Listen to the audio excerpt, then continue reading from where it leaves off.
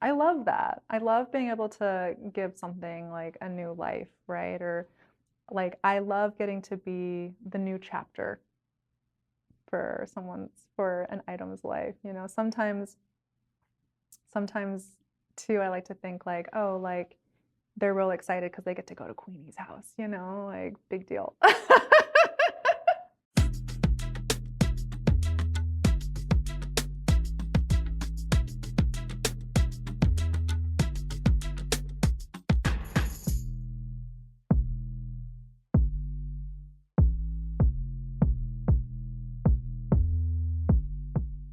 Hello, hello, hello. And welcome to the New Humans for New Earth podcast. I'm Queenie, your host. And if you're just joining us for the first time, on this podcast, we believe that every human alive today has a role to play in helping to co-create a new, more loving and more aligned world. Here, we'll introduce you to wisdom, perspectives, and information to support and inspire you in making more aligned choices in your life. And in particular, I like to focus on concrete, actionable things that you can do in your life right now to help bring about the kinder, more loving, more compassionate, and unified world we all know is possible. We're here to help co-create New Earth. So let's talk about it. In this episode, I want to speak into a topic that is near and dear to my heart, which is secondhand life. Now, I know that thrifting is experiencing a surge right now, which is incredible. For all of you out there who are new to the thrift shopping party, welcome. Now, I've been thrift shopping for as long as I can remember. When I was younger, it was one of the only things that would really fit in my budget. And today, thrift shopping is actually a source of joy and immense pride for me. The joy comes in discovering that treasure, finding that incredible deal, or, maybe finding that perfect dish to sort of complement the rest of your dish collection. I don't know, but those of you who know. But secondhand life is also an immense source of pride for me because I am a capitalist's worst nightmare. And here's why. Because I have disposable income, but I won't give it to them. And there is nothing that they can do to change that. Now, I wanted to spend this episode waxing poetic to you about the joys of secondhand life. But when I started looking into the facts and figures surrounding this topic, I was blown away. I was a little shocked. And so even though it's harder to film fact-heavy episodes, we're going to do it. And I promise I'll get to waxing poetic at the end. Okay, does that sound good? You on board? Good. The good news is that thrift store shopping is going mainstream. In 2022, 1.4 billion secondhand items were sold in the US alone, which was an increase of 40% up from 2021.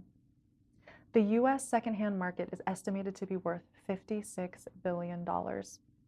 And in recent years, thrift store sales have outpaced traditional retail growth. And this shift is definitely being pushed by younger generations. Gen Z and millennial shoppers make up more than 50% of all thrift store shoppers. And Gen Z in particular, 64% of Gen Z shoppers search for something secondhand before buying it new. Now, you can't talk about thrifting without talking about clothing, because clothing makes up 2/3 of all items purchased secondhand. The next categories are books and furniture. In 2024, nearly 1/3 of all apparel purchased was secondhand. And shout out again to Gen Z, because 40% of all pieces in their wardrobes are secondhand. Good job, Gen Z. And you can't talk about clothing without talking about the fashion industry. Now, this is where things start to get really crazy for me. Okay, just to start off with, in 2024, the global apparel industry was estimated to be worth $1.79 trillion. And the fashion industry is one of the most polluting industries in the world. Apparently, it's responsible for the production of 20% of all wastewater worldwide. It's also estimated to be responsible for 8 to 10% of global greenhouse gas emissions. Now, on top of that, most items that you return to the store, say, you tried it on, decided you actually didn't like it at home. Maybe you ordered multiple items in different sizes because you just weren't sure. Or maybe, rather than going to the store, you ordered 6 things to be delivered, the plan of returning 5 of them. Look, I've been there. But apparently, most of those items that get returned end up in landfill because it's operationally more expensive for them to put it back into their inventory cycle than it is to just toss it. And on top of that, if they're, donating these items instead of putting them in landfill, they're undercutting their costs by putting less expensive versions of their inventory on the market. Now, on top of all that, it was estimated that in 2020, the CO2 emissions from online returns was equivalent to 3.5 million cars being on the road for a year. I don't know about you, but I did not realize that. And just the scale of this industry is incredible, okay? Apparently, the fashion industry generates 100 billion items of new clothing per year, whereas our current consumption of new clothing is estimated to be about 80 billion per year. Now, that's a surplus of 20 billion new items every year. And our rate of consumption of new clothes has increased by about 400% since the 1990s. And this is where fast fashion comes in. Now, for anyone who doesn't know, fast fashion refers to a business model characterized by the rapid design, production, and marketing of inexpensive clothing. Fast fashion companies focus on low-cost items that replicate the latest fashion trends and quickly push them into stores so that they can capitalize on these trends. Zara, for instance, aims to get items from design into their stores within 15 days. Now, the global fast fashion industry is estimated to be worth $148.23 billion in 2024. Now, I did the math on this, and that means that by revenue, the fast fashion industry is only approximately 8% of the global apparel market. But because of the practices that fast fashion engages in, it is actually one of the most polluting aspects of the global apparel industry. Now, if you thought that the scale of the apparel industry in general was crazy, wait till you get a load of this. Apparently, thanks to the fast fashion industry, a truckload of clothing is either incinerated or sent to landfill every second. Now, I want to note that in a prior episode, we talked about how we send in the US 11.3 million tons of clothing to landfill every year. Now, that is different from the clothing that I'm talking about here because, let's recall, fast fashion manufacturing doesn't happen in the United States. So all of that clothing is going somewhere else. Because fast fashion tends to manufacture its clothing out of synthetic materials because it's cheaper, washing these clothes releases plastic microfibers into the water. Apparently, every year, 500,000 tons of plastic microfibers are released into our ocean thanks to fast fashion clothing items, which is equivalent to approximately 50 billion plastic water bottles. Now, fast fashion's water problem does not stop there by any means. Apparently, and I had no idea about this, but apparently the clothing manufacturing processes are highly water intensive. Every year, the fast fashion industry consumes approximately 86 million Olympic-sized swimming pools worth of water. And they use thousands of chemicals and dyes that are harmful to us and the environment. Now, why is it so water intensive, you might ask? Well, apparently it requires 700 gallons of water to manufacture one cotton shirt. and 2,000 gallons of water to manufacture one pair of jeans. Now, for the shirt example, the source that I was reading said that a person can survive on that amount of water for 900 days. I don't know what measure they're using. Now, if you've been to Burning Man, though, you know, they recommend that you take 1.5 gallons of water with you to Playa, right? And if you do the math, that comes out to 466 days worth of water for one cotton t-shirt. So you could burn for a year and 100 days and still have a little bit of water left over. For the equivalent of one cotton t-shirt. It's mind-boggling, truly. Thanks to, I don't know how to put it, marketing, thanks to appetite, thanks to distraction. The number of times that an item is worn prior to being discarded has decreased by 35% in the past 15 years. So today, an item is only worn 7 to 10 times before being thrown away. And the best estimates that we have are that only 15% of all clothing items get either resold or recycled. And the rest either gets put into landfill or incinerated. So that means that 85% of the 100 billion new items of clothing that are manufactured every year is either landfilled or incinerated. Truly mind-boggling. Now look, I'm not trying to say that I am too good for fast fashion, okay? For sure not. I've shopped at Forever 21. I've shopped at Zara, H&M, Uniqlo. Shoot, I've even shopped at like Papaya and Mango, all right? But what I will share is that having shopped at those outlets, I can say that the clothing never fits right. And it feels weird because of those synthetic fibers.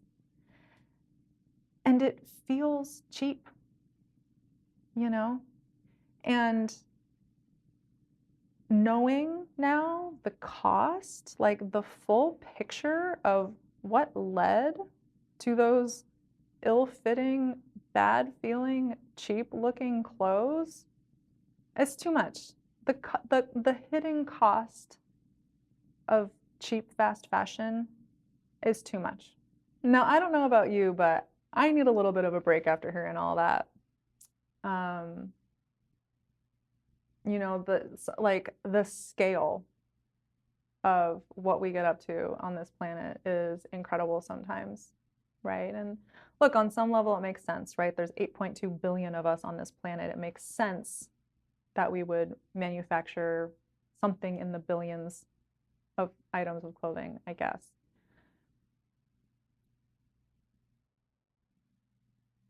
But still, I mean, the water consumption and all of that. So just taking all of that in, it's like shopping secondhand is a no-brainer. So my question is, what happens to the 15% of clothing that's collected for resale and recycling? According to the Goodwill, only about 50% of all clothes that are donated are actually suitable for resale. Of that 50%, only about 38 to 48% actually get sold in the 4-week time frame that Goodwill allows items to remain on their retail floors. Of the clothing that doesn't get sold, about half of it gets exported to less developed countries. The lowest quality items get exported to Africa. The medium quality items get exported to Latin America. And the highest quality items get exported to Japan.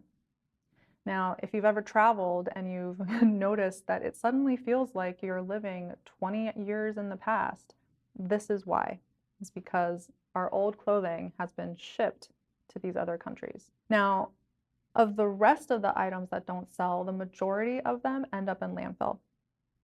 So if you're following the math, that means that only approximately 3% of all clothing that we generate in a year actually ends up being resold to another person down the line. only 3%. And this is a really interesting thread, right? Because sort of something that I'm noticing, and I'm sure we'll notice it in other places too, is this global trade in things that people don't want to deal with, right? So recyclables. We've talked about recyclables. We've talked about used clothing. We've talked about e-waste.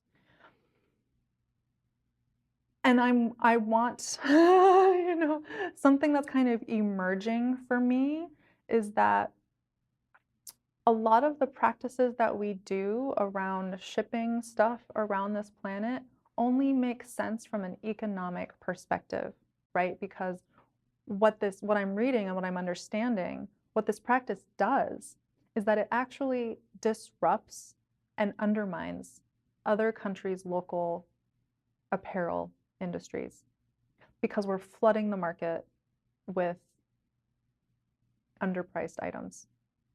Now, I won't spend a lot of time on this because these issues are very well documented. But if you're wanting to know more, you are more than welcome to look this up. But I just want to close out this facts and figures section of this podcast by sharing that thrift stores like the Goodwill are not free of some of the bad practices that we see with big corporations, right? Issues like excessive executive pay, while their lowest paid employees are paid less than a living wage, and sometimes paid less than minimum wage. Employment practices like hiring people with disabilities, or people who don't speak English as their first language, or people who are otherwise vulnerable because they are less likely to push back against abusive, discriminatory, and sometimes, frankly, illegal employment practices. And let's not forget that the Goodwill is a 501c3 nonprofit organization, which means that it pays $0 in taxes. In 2025, the Goodwill saw a total profit of approximately $8.6 billion. Approximately $2 billion of that came from government aid and private donations. The rest of that was generated off of sales of items that were donated to the Goodwill for free. Now, if you're new to the thrift shopping game and the Goodwill is your go-to, I'm okay with that, right? Like, I shop at the Goodwill too sometimes. But know that there are 25,000 thrift stores in the US, and Goodwill only accounts for about 3,000 of them. So there are other options out there. And the reason that Goodwill dominates, amongst other things, is the same reason why big corporations dominate their industries. It's because of brand recognition. So take the moment to look up the other thrift stores in your area. Check them out. See if you like them. Consider taking your donations there. Maybe you noticed this too, but about 2 years ago, I suddenly couldn't buy powdered laundry detergent in my local grocery store. It was liquid detergent only. Those brightly colored plastic bottles standing on the shelves like so many soldiers ready to do battle with my laundry. But I didn't want any of it. Here's the thing about liquid laundry detergent. It's liquid because there's water in it, so it's less concentrated than powdered detergent, which means that per load of laundry, it takes more fuel to transport liquid detergent than powdered detergent. And because it's liquid, it tends to come in plastic bottles, which is manufactured from fossil fuels. Powdered detergent, on the other hand, tends to come in easy-to-recycle paper boxes. Anyone else seeing the oil and gas industry lurking here? In fact, one of the main ingredients in laundry detergents, known as surfactants, are a petrochemical. Conventional laundry detergents also contain a host of other chemicals like unnatural fragrances, dyes, and phosphates. These chemicals can cause skin irritation, allergic reactions, disrupt your hormones, and are linked to cancers, cardiovascular disease, and other chronic health problems. And when laundry detergent enters our rivers, lakes, oceans, and other waterways through your drain pipe, it can cause pollution and harm to wildlife. So what's a new human to do? It's actually very easy to make your own powdered laundry detergent at home. So easy, you'll wonder why you've been paying so much for store-bought detergent. For those of you watching on video, take a screenshot of these instructions to refer to later. And for those of you just hearing my voice, we'll have this information in the show notes. Here's what you need: 1 box of borax, 1 box of washing soda, and 1 bar of Castile soap. I like to use Dr. Bronner's rose-scented soap, but you can use any vegetable-based soap you'd like. You can get the borax and washing soda at your local hardware store. You'll also need a mixing bowl, a measuring cup, a cheese grater, a small scoop, and a good-sized container to put your detergent in. I have this incredible glass jar from my local thrift store that I use. Here's what you do. Grate up the Castile soap into the bowl. Add 2 cups of borax and 2 cups of washing soda and mix it all up. I like to just put all the ingredients in the jar together and shake, shake, shake. When it's time to do your laundry, just put 2 tablespoons of powder at the bottom of your washing machine before adding your clothes. For smaller loads, just use 1 tablespoon. This amount of detergent lasts me for months. And say goodbye to supporting the oil and gas industry every time you wash your clothes. All right, New Humans fam, let's get back into the episode. Now, for anyone who's just starting to get into secondhand life, thrift shopping, if that feels more approachable to you, I just kind of want to talk about the shift, like the mental shift that I think kind of has to happen for you to successfully transition from retail shopping to thrift shopping, right? Because the retail shopping experience is a very predictable thing. You know that if you go into any store, they'll have 8 to, 25 different shirts for you to look at. And they'll all be approximately the same kind of style that that retailer provides, right? And so there's just this kind of built-in guarantee that if I walk into this store, I'm probably going to find something that I like, or I think maybe better, that meets my expectations. Now, thrift shopping, on the other hand, is kind of the Wild West, you know? I mean, they're not going to have 8 to 15 shirts. They're going to have like 800 shirts, you know, and maybe 80% of them aren't even in your size. But there's still just this, the word that's coming to mind is plethora of choices. And I think the key difference for me, or maybe the key that unlocked secondhand life for me, was getting rid of the expectation. And in some ways, I actually think that this is like the key to happiness in life. Maybe if this makes it more fun for you, right? You can just think about secondhand life as an exercise in that, letting go of expectations, see what happens. I think a second mental shift that needs to happen in order for secondhand life to really open up for you is to let go of the stigma.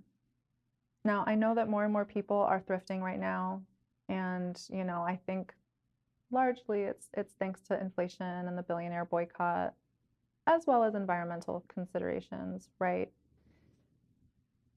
But there is nonetheless a bit of a stigma to thrift shopping. And I believe that the source of that stigma is money. Because capitalism runs on you believing that having and spending money makes you a good, fulfilled, and successful person. And I think we've all seen the lie that this is in recent times, right? But this stigma is the same thing that causes us or leads us to ostracize houseless people, right? There's this sort of embarrassment and shame and sense of like, what did you do to end up there, right? And there can be a bit of that associated with thrift shopping as well. Now, I actually fell prey to this myself. I shared earlier that I mean, I've been thrifting for as long as I can remember, right?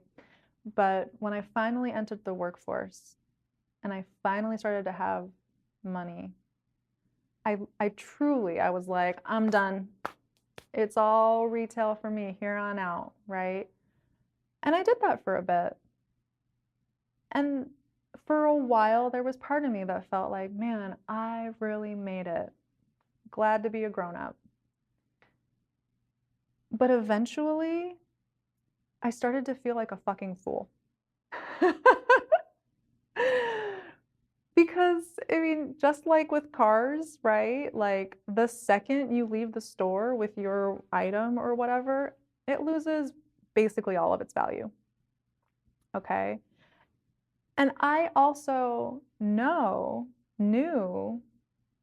that I didn't have to be spending this much. And so I am back with a vengeance. You know, I mean, we've been talking about clothing this whole time, but like when I say secondhand life, I mean secondhand life. For me, buying new is the last resort. The last resort. And when it happens, I'm generally kind of bummed out about it. Now, I don't know if this will resonate with you, but the truth is that I don't actually want or like most things that are available for sale in a retail store. You know, I mean, design these days is so pathetic. Like, we make things out of the cheapest material. We make it with the most straightforward design, right? And it is so cheap that you like look at it wrong and it's ruined, right? Whereas for me, I've always just loved the character that comes with used items.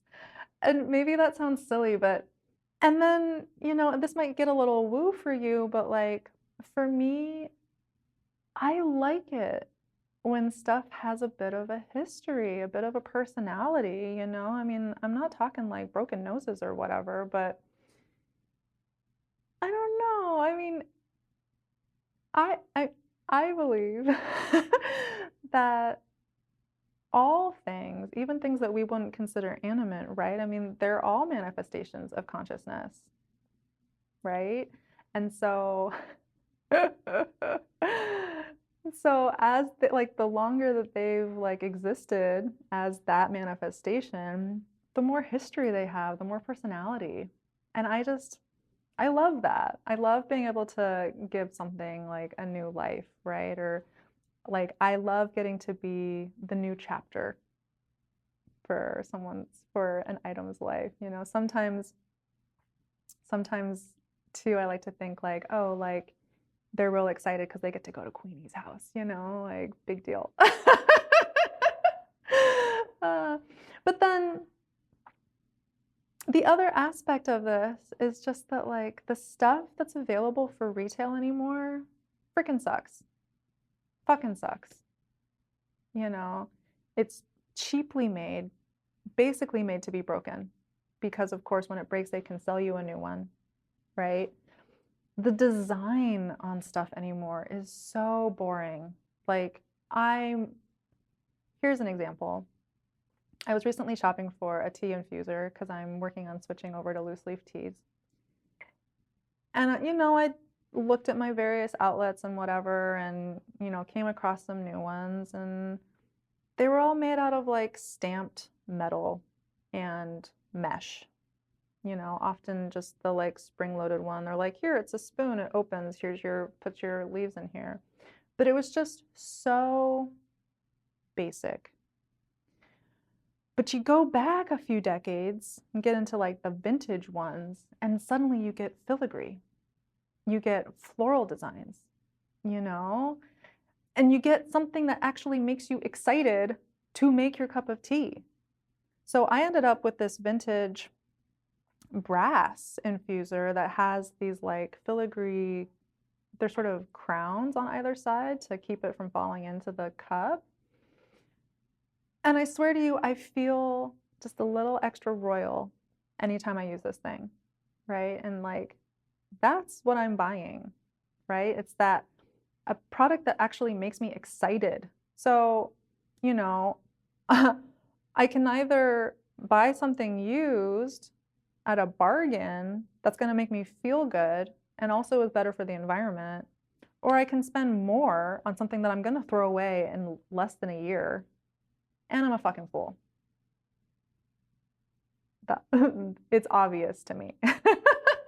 So for those of you who have only made it far enough into secondhand life that you are only shopping at thrift stores, I want to push you a little further,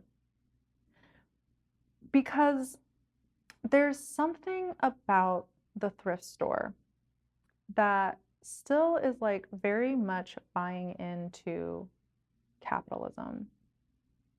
And look, like, I'm not sitting here trying to be critical about capitalism in general, right? But I think it's important for us to sort of understand how these systems are like operating in our minds, right?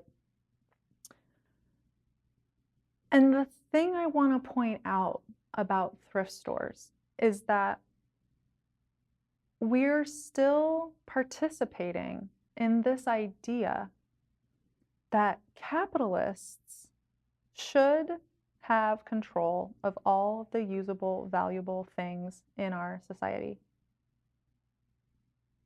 Okay, now maybe that pushes you a little bit, but like, think about it. It's that implicit in this whole practice of taking our wares and giving them to the thrift store for free in order for them to then resell them. We're still buying into this idea that someone else, specifically a store, should be in control of valuable, usable items in our society.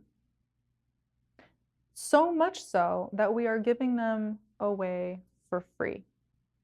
What I'm trying to point to is that the concept of the store, right, is so ingrained in our minds that even if we have a perfectly usable, perfectly valuable item, when we don't want it, our reaction is to say, here, you take it. You're responsible for this.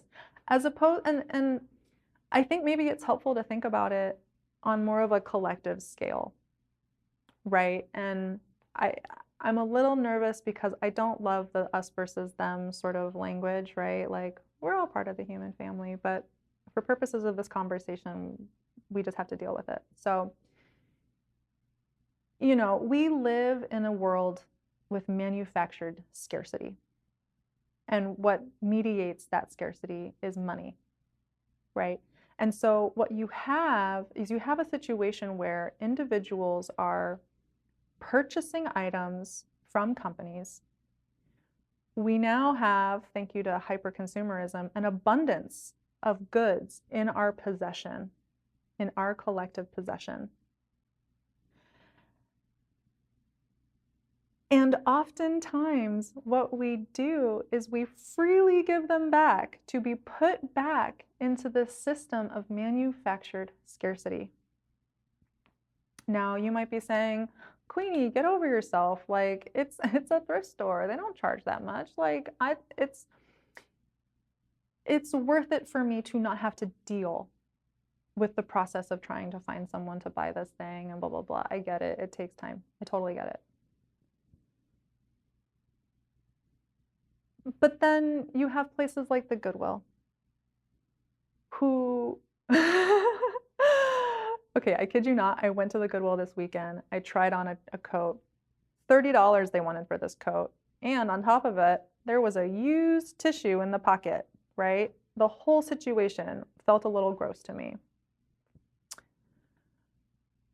So there is this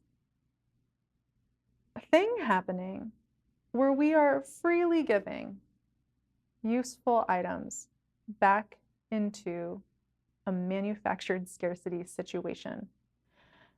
And what I want to suggest to you is find a different way.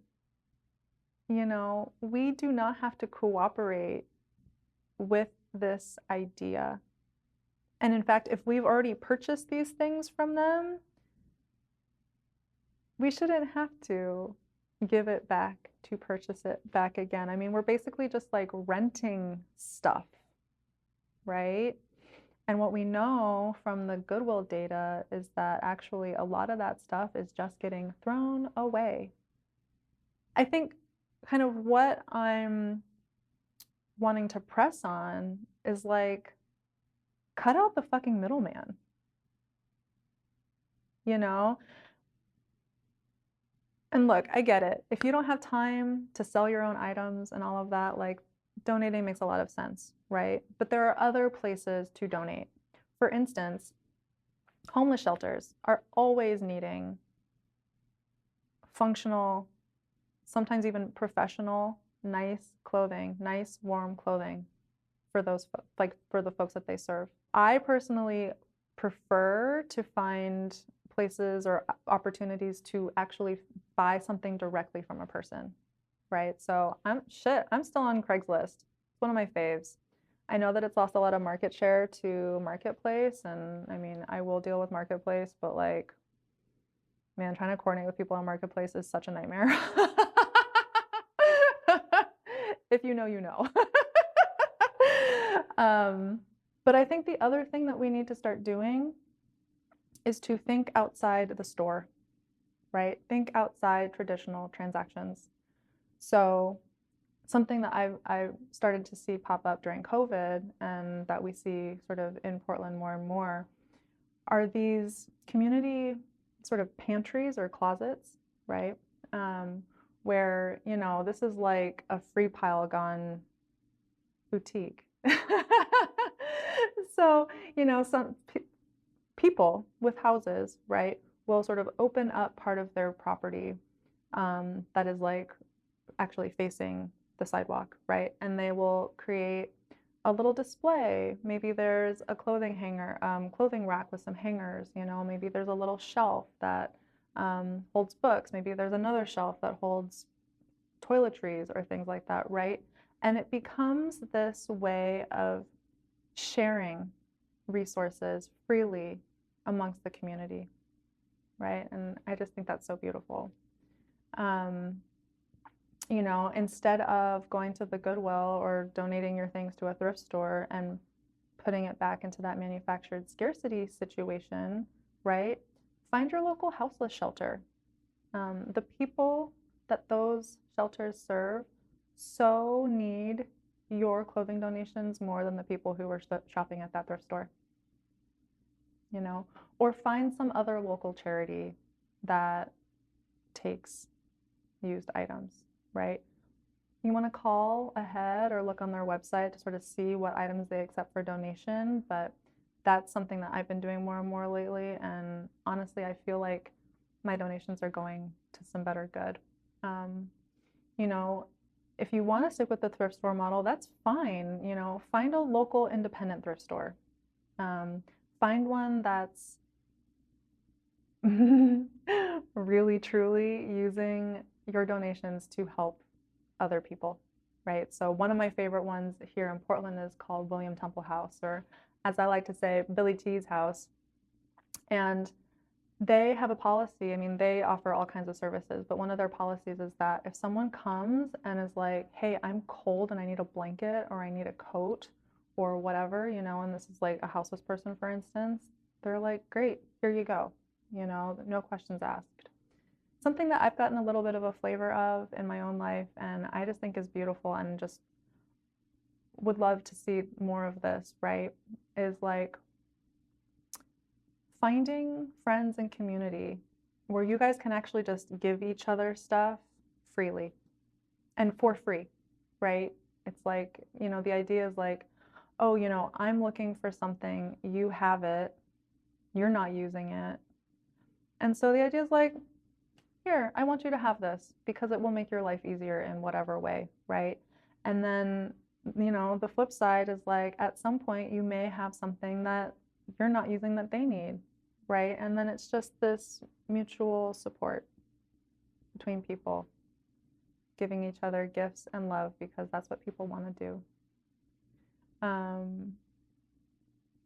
Yeah, and the one of the gifts of capitalism and specifically hyper consumerism is that we all have tons of stuff in our homes that, shoot, maybe we never used because we bought it on a whim or for that project or whatever, and it just never got around to being used. And so now it's just sitting in our house, right? Or I don't know, maybe you had a hobby and so you have all this stuff that's related to this hobby, but you don't do the hobby anymore, right? The point is that we are actually blessed with such abundance.